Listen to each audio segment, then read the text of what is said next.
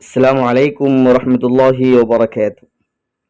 ایک مسلم عورت کا ایک عالم دین سے بڑا ہی اہم سوال ہے، اور ان عالم صاحب نے، اللہ انہیں جزائے خیر دے، بہت ہی پیارا جواب دیا۔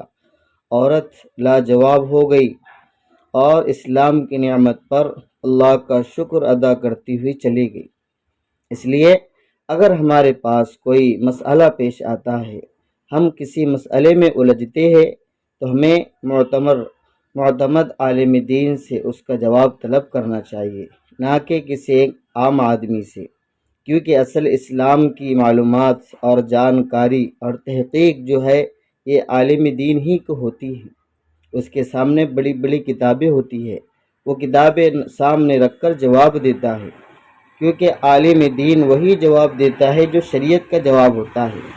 سوال آپ کا ہوتا ہے، جواب شریعت کا، عالم دین کا جواب نہیں ہوتا ہے۔ تو چلتے ہیں اس عورت کے سوال کی طرف۔ ایک عورت نے کسی عالم دین سے پوچھا، اسلام نے ہمیں شوہر کی اطاعت اور فرم برداری کا حکم پابند کیوں بنایا ہے؟ شوہر کی فرم برداری کا پابند کیوں بنایا ہے، جبکہ شوہر کو ہماری اطاعت کا پابند نہیں بنایا گیا؟ یہ سوال ہے۔ عالم صاحب نے پوچھا کہ اس شوہر سے تیرے کتنے بیٹے ہیں؟ عورت نے جواب دیا، 3 بیٹے ہیں۔ اس پر عالم دین نے جواب دیا کہ اللہ نے تجھے ایک مرد کی اطاعت کا حکم دیا ہے۔ اللہ نے تجھے ایک مرد کی اطاعت کا حکم دیا ہے اور 3 مردوں کو تیری اطاعت کا حکم دیا ہے، یعنی تو شوہر کی اطاعت کر، تیرے بیٹے تینوں کے تینوں تیری اطاعت کریں گے۔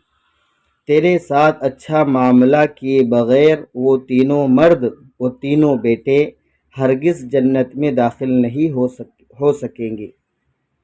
اب تو ہی بتا کہ زیادہ پابند کون ہے؟ یہ عالم دین کا جواب تھا۔ عورت نے جواب دیا، بے شک اسلام کی نعمت پر میں اللہ کا شکر ادا کرتی ہوں، اس لیے کہ ایک شوہر کی اطاعت پر اللہ نے تینوں بیٹوں کو اطاعت کا حکم دیا ہے۔ اس لیے فرمایا کہ الجنت تحت اقدام الامہات، کہ جنت جو ہے ماں کے قدموں کے نیچے ہے۔ ہم ماں کی اطاعت کریں گے تو جنت میں جائیں گے، اور ماں باپ کی نافرمانی کریں گے تو کہا دوزخ کے اندر جائیں گے۔ باپ جنت کے دروازوں میں سے 20 کا دروازہ ہے، جب وہ 20 کا دروازہ کھلے گا ہی نہیں تو ہم جنت میں کیسے جائیں؟ تو ناظرین، یہ عورت کا سوال تھا اور عالم دین کا جواب تھا۔ والسلام علیکم ورحمۃ اللہ